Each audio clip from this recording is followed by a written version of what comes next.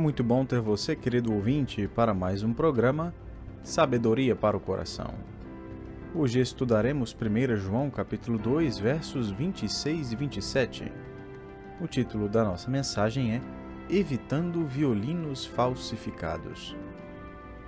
O canal de televisão History Channel passou uma reportagem sobre um homem que pediu que seu violino fosse avaliado. Ele havia há pouco tempo comprado uma propriedade com uma casa e um galpão.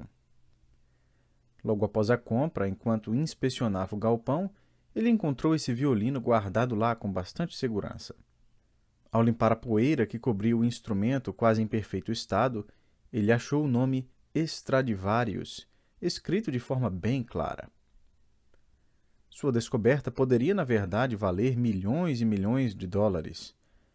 Mas os especialistas não concordaram com isso. Após examinarem o violino, eles disseram ao homem que aquele não era um Stradivarius genuíno. O nome havia sido falsificado. O violino era uma imitação produzida no início dos anos de 1900, valendo apenas cerca de R$ 1.000. O avaliador concluiu dizendo ao dono do violino abatido: "Lembre-se, simplesmente porque algo tem um nome, não significa que seja verdadeiro."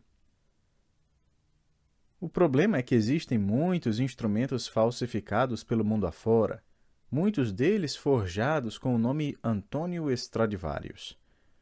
De fato, alguns meses atrás, um traficante milionário foi preso num dos maiores esquemas de contrabando ligado a violinos e violoncelos Stradivarius. Esse homem era uma das maiores autoridades do mundo na questão dos valores de violinos e violoncelos, inclusive instrumentos da marca Stradivarius.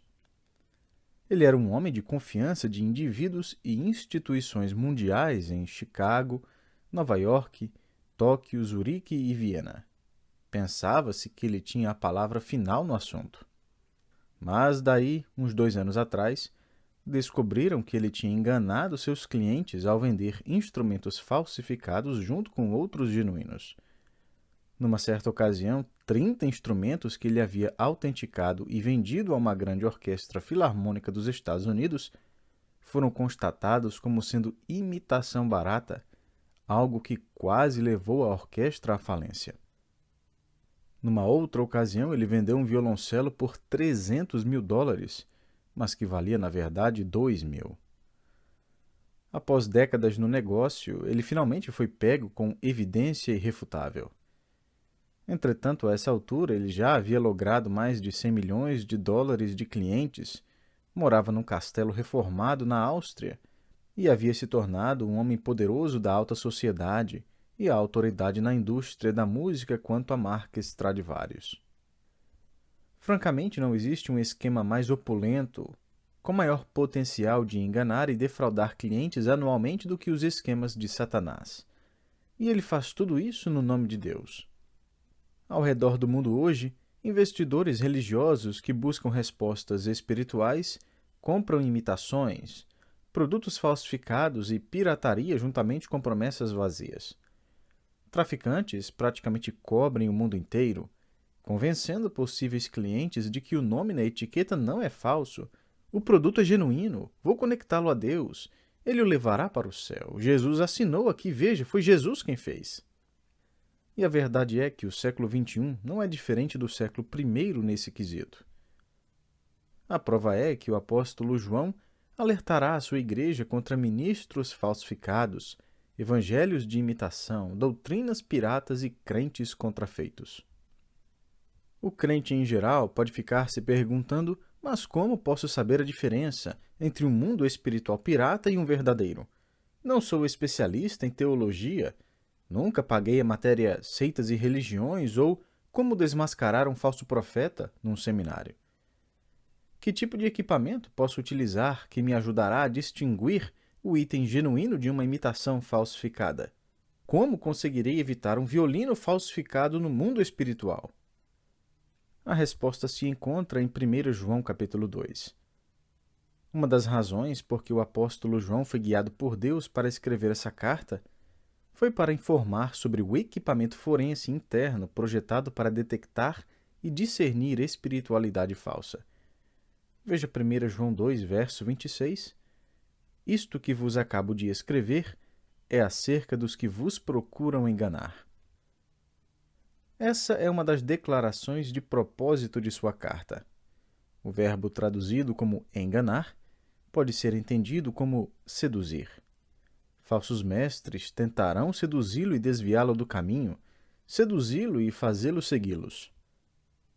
Alguns deles têm uma personalidade cativante, outros são acadêmicos e eruditos, já outros modernos e com bons contatos sociais, tendo seguidores em Tóquio, Viena e Chicago.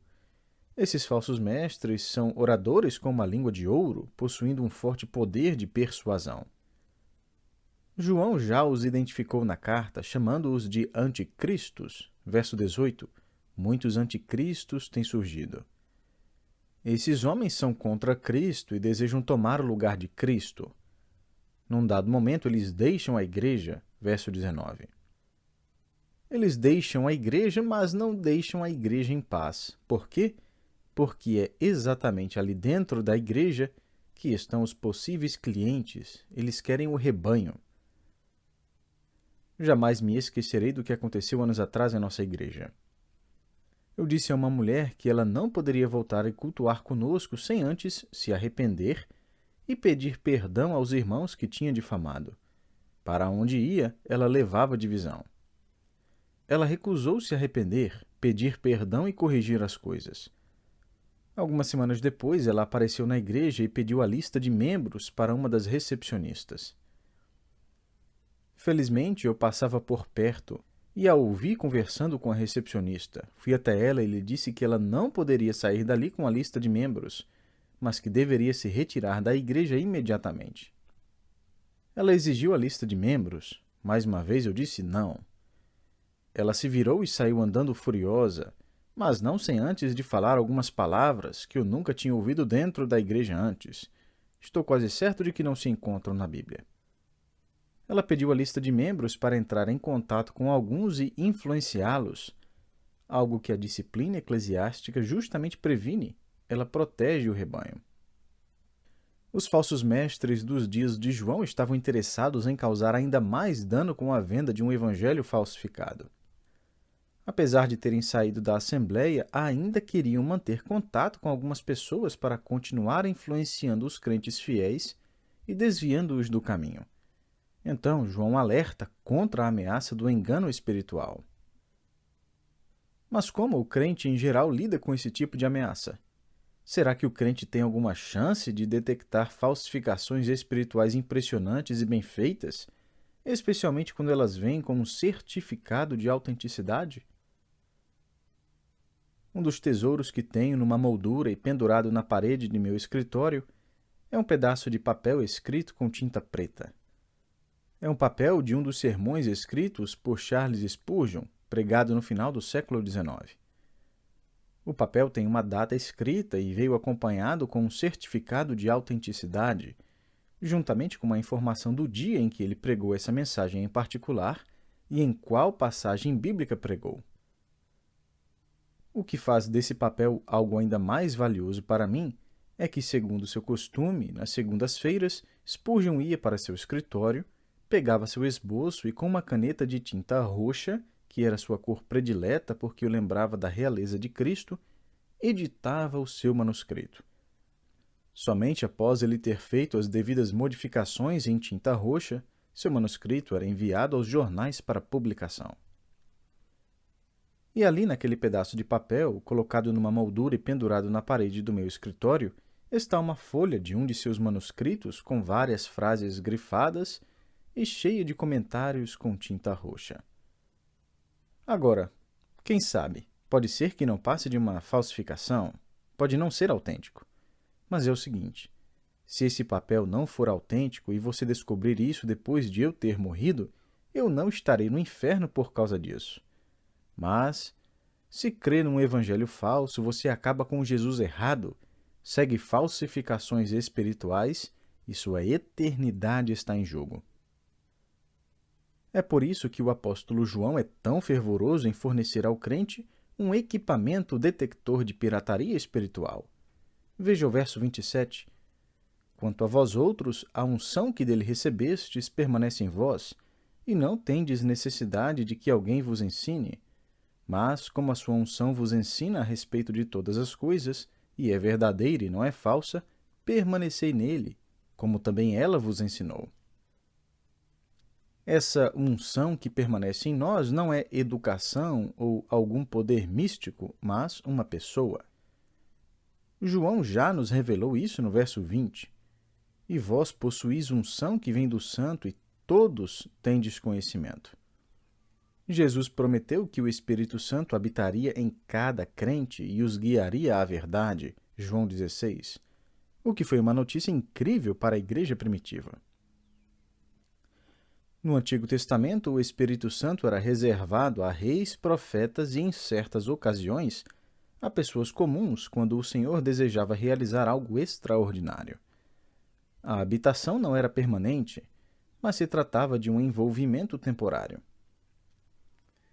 É por isso que lemos sobre o Espírito descendo sobre algum personagem do Antigo Testamento e depois o deixando, como foi o caso com o rei Saul e Sansão. Conforme disse um autor, o ensino de que cada crente seria ungido ou habitado permanentemente pelo Espírito de Deus era algo inimaginável, uma extravagância inacreditável da qual ninguém era digno. Os discípulos devem ter ficado tontos com essa notícia. Agora, se voltarmos no texto um pouco e montarmos as peças do quebra-cabeça, descobrimos quem é essa pessoa. É o membro da triunidade, que é ou enfatizada em demasia ou negligenciada, o Espírito Santo. Ele acontece de ser o equipamento divino, ou melhor, o capacitador divino para a fé e vida. João diz aqui que todo crente foi ungido, não somente os espirituais, que nunca perdem um culto, ou que não têm problemas com temperamento. Não, todo crente. Vamos separar alguns segundos agora e nos regozijar com as várias atividades do Espírito Santo na vida do crente. Minha esperança é que, ao final deste estudo, você viva não somente comprometido e submisso a Deus o Pai e a Deus o Filho, mas também a Deus o Espírito. Lembre-se de que cada membro da triunidade possui certas funções, todos trabalhando em perfeita harmonia juntos. Algumas funções coincidem com outras, enquanto outras são funções específicas de cada pessoa. A Bíblia menciona várias funções que o Espírito Santo possui para nos capacitar a servir o Deus triuno e para nos proteger de enganadores que vendem instrumentos falsos. Primeiro, o Espírito Santo nos capacita para cada aspecto do serviço a Deus. Sua obra em nós é compreensiva. Ele é chamado de o Espírito da Verdade, João 14:17, o Espírito da Graça, Hebreus 10:29, o Espírito da Vida, Romanos 8:2, e o Espírito da Glória, 1 Pedro 4:14. Cada área da vida e serviço do crente passa pela verdade, graça, santidade, vida e glória, e conforme as Escrituras, o Espírito de Deus será o nosso tutor e nos capacitará nessa reforma espiritual. Estas são suas assinaturas genuínas em nossos corações e vidas: verdade, graça, vida e glória. Em segundo lugar, o Espírito Santo nos conduz a uma vida santa. Paulo lembrou os crentes coríntios de que eram agora templo do Espírito Santo, 1 Coríntios 6:19. Cada crente é habitado permanentemente pelo Espírito Santo. Mas então o que Paulo quis dizer com ser cheio do Espírito em Efésios 5:18? Como ser cheio de alguém que já habita dentro de nós? Será que não é uma contradição isso aqui? Não, a palavra que Paulo usa em Efésios 5:18 para enchei-vos do Espírito Santo significa ser controlado. Podemos traduzir o verso da seguinte forma: sejam dominados, estejam sob a influência controladora do Espírito Santo. Ser cheio do Espírito Santo é ser guiado pelo Espírito. E, já que estamos falando do Espírito Santo, então tenha certeza de que, se é Ele quem guia, Ele o guiará a uma vida santa. Uma das marcas dos enganadores é a hipocrisia, eles vivem vidas rebeldes e geralmente imorais. Em sua pequena carta, Judas descreve os falsos mestres da seguinte forma: os tais são murmuradores, são descontentes, andando segundo as suas paixões. A sua boca vive propalando grandes arrogâncias, são aduladores dos outros por motivos interesseiros. Judas 16. A verdadeira obra do Espírito Santo conduz os redimidos a vidas santas. Essa é a assinatura genuína do Espírito Santo na vida de alguém. Em terceiro lugar, o Espírito Santo não somente nos capacita para o serviço e nos conduz a uma vida santa, mas ele também estimula em nós a adoração genuína. Agora, quando lemos no verso 27 que a unção permanece em vós, e não tendes necessidade de que alguém vos ensine, mas sua unção vos ensina a respeito de todas as coisas, lembre-se que o contexto aqui é de falsos mestres, enganadores. João não afirma aqui que o crente não precisa de um professor de escola dominical ou de um pastor para ensiná-lo, ou até mesmo de um apóstolo para escrever uma carta inspirada que passamos várias horas estudando. Obviamente, o próprio João está ensinando enquanto escreve essas coisas. João se refere especificamente aqui ao fato de o Espírito Santo dentro de nós nos proteger de falsos ensinos que negam Jesus como o Messias ungido. Lembre-se do verso 22. Quem é o mentiroso, senão aquele que nega que Jesus é o Cristo? Este é o anticristo, o que nega o Pai e o Filho. Em outras palavras, aqui está como identificar o produto falsificado. O enganador é detectado pela forma como busca distanciar nosso coração de Jesus como sendo o único Deus vivo e verdadeiro em carne. Você detectará o evangelho falso, a religião falsa, o pregador falso, o escritor ou mestre falso, ao ver que eles falam sobre Deus, mas não sobre Jesus Cristo ser Deus e Senhor. Eles não levarão a adorar Jesus. Um comentarista ilustrou essa verdade com um incidente envolvendo Ironside, pastor da igreja Moody no início do século XX. Certa vez, Ironside estava em Los Angeles e se deparou com um homem pregando na rua. Enquanto ouvia, logo percebeu que o indivíduo pregava uma perspectiva herética sobre Cristo, defendida por uma seita conhecida da época. Logo em seguida, ele viu um homem lá do outro lado da multidão prestando atenção no que dizia o pregador e, de vez em quando, sorrindo sozinho.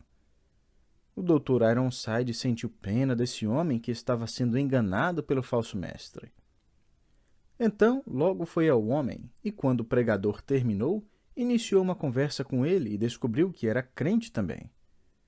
Ironside lhe perguntou: "Bom, então o que você acha das coisas que esse pregador disse?" O homem respondeu: "Olha, não sei se conseguiria refutar todos os seus argumentos, mas sei perfeitamente que, enquanto pregava, algo dentro de mim dizia: é mentira, é mentira, é mentira." Esse algo, meu querido, acontece de ser o Espírito Santo. Em sua narrativa do Evangelho, o apóstolo João nos conta que a assinatura da obra do Espírito Santo, no fim, glorificará Jesus Cristo e o exaltará como um ser mais do que um mero homem, mas como o Filho de Deus, Deus-homem. De fato, o próprio Jesus afirmou aos discípulos que depois que subisse ao céu, o Espírito de Deus desceria e glorificaria o Filho.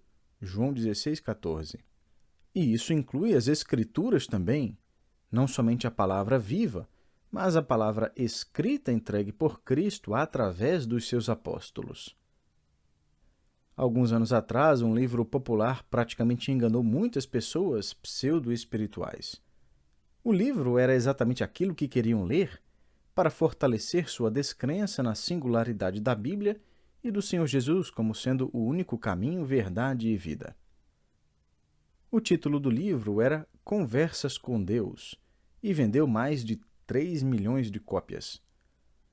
O autor disse que num belo dia ele simplesmente começou a registrar suas conversas com Deus. E isso por si só já deveria levantar um alerta, não é? O Deus desse escritor falou em várias ocasiões, e não era o mesmo Deus dos cristãos. Ele também não se identificou com alguma divindade de certa religião. Esse Deus se encaixava basicamente em qualquer religião, o que não é nenhuma surpresa. Mas ouça uma das conversas que Walsh, o autor, teve com esse Deus. Deus diz: "Não posso contar minha verdade até que você tenha terminado de me contar a sua." O autor: "Mas a minha verdade sobre Deus provém de você." Deus: "Quem disse isso?" O autor: "Outros." "Que outros?" "Ah, líderes, ministros, rabinos, livros, até mesmo a Bíblia." Deus então diz: "Mas essas fontes não têm autoridade nenhuma." "Não?" "Não." "Então o que tem autoridade?" Deus diz: "Ouça os seus pensamentos mais sublimes. Ouça a sua experiência. Dê ouvidos aos seus sentimentos." E olha, quando algum desses difere daquilo que você lê em livros ou ouve de seus professores, ignore-os, não siga sua palavra. Meu querido, o Espírito Santo jamais o levará a dizer: ouça seus sentimentos, deixe o Salvador e a Bíblia para lá. Segundo a Bíblia, em João 16, o verdadeiro Espírito de Deus, que ensina o verdadeiro Evangelho e com quem você pode conversar por meio da oração, exaltará e glorificará Jesus Cristo, o Filho. Glorificar significa pensar de forma correta, vindicar, revelar de forma positiva. Enquanto os falsos mestres desonram Cristo, o Espírito Santo defende Cristo. Os falsos mestres minimizam a divindade de Cristo. O Espírito Santo exalta a glória de Cristo. As falsas religiões roubam a adoração de Cristo. A verdadeira religião promove a adoração a Cristo. Existe mais um ministério do Espírito Santo. Em quarto lugar, o Espírito Santo serve como a promessa de Deus sobre o céu. Paulo disse aos Coríntios que o Espírito Santo é a maior entrada que Deus lhes deu, que também nos selou e nos deu o penhor do Espírito em nosso coração. 2 Coríntios 1, 22. A palavra traduzida como penhor está ligada a um pagamento de entrada, assim como dar entrada numa casa, carro e etc. Essa é uma promessa feita com uma prova tangível. Gosto de pensar nisso como uma aliança de noivado por causa do preço que custou ao doador e da mensagem transmitida ao receptor. Talvez você se lembre da vez em que pediu sua namorada em casamento. Se não se lembra, não se pronuncie, fique calado. Eu fiz as coisas à moda antiga. Quis trazer comigo a aliança para que, quando ela dissesse sim, já a colocasse em seu dedo. Aquela aliança era a minha promessa de que uma cerimônia de casamento estava a caminho. A aliança também comunicou ao nosso mundo que, apesar de o casamento ainda não ter acontecido, aquela noiva já era minha. Tínhamos nos prometido um ao outro, e o anel era uma mensagem aos demais cavalheiros que aquela dama estava fora dos limites. Posso dizer que a aliança também provou que eu realmente estava falando sério. Eu a amava e queria me casar com ela. Veja bem, o Espírito Santo nos foi dado porque o Pai nos ama e o Filho nos revelará como sua noiva amada. O Filho pediu à Igreja em casamento. Nós aceitamos e o Espírito Santo é a promessa tangível de um casamento vindouro. Devemos proclamar ao mundo que pertencemos a um noivo vindouro e lembramos diariamente que caminhamos em direção a uma recepção de casamento do Cordeiro, a glória eterna de comunhão face a face com Cristo como sua noiva eterna. O Espírito Santo é uma garantia, uma promessa, um pagamento de entrada, um anel de noivado nos dado pelo noivo que um dia virá e nos levará para a casa do Pai. Enquanto isso, João escreve: esse Espírito nos ensina todas as coisas. Ele traduz para nós o que precisamos para confirmar a verdade de Jesus Cristo. E veja no verso 27 que a unção é verdadeira, não é falsa. Ou seja, aquilo que o Espírito Santo ensina é a verdade sobre Cristo. O Espírito Santo traduz quem Jesus é, e ele não dirá nenhuma mentira. Na verdade, ele, mais do que podemos sequer imaginar, sabe que se trata de uma questão de vida ou morte. Por isso, João conclui o verso nos mandando permanecer no Espírito. João não diz que devemos nos esforçar para permanecer conectados ao Espírito Santo ou permanecer salvos. Na verdade, o tempo e modo do verbo aqui traduzido como permanecer indica que nós já permanecemos nele. Portanto, permanecemos. Em outras palavras, não o ignore, não se esqueça dele, não viva um dia sequer sem conversar com ele. Dependa dele. Valorize-o. Ouça sua palavra. Dê ouvidos às suas advertências e encorajamentos. O Espírito Santo acontece de ser o equipamento divino que o ajudará a detectar violinos de imitação, espiritualidade falsificada. Ele também o ajudará a glorificar Cristo como o Deus Filho, o Senhor vivo, o noivo vindouro, o Salvador de todo aquele que crê, o futuro Rei vindo dos céus. Que Deus o abençoe, meu querido, e desejo a você um ótimo dia.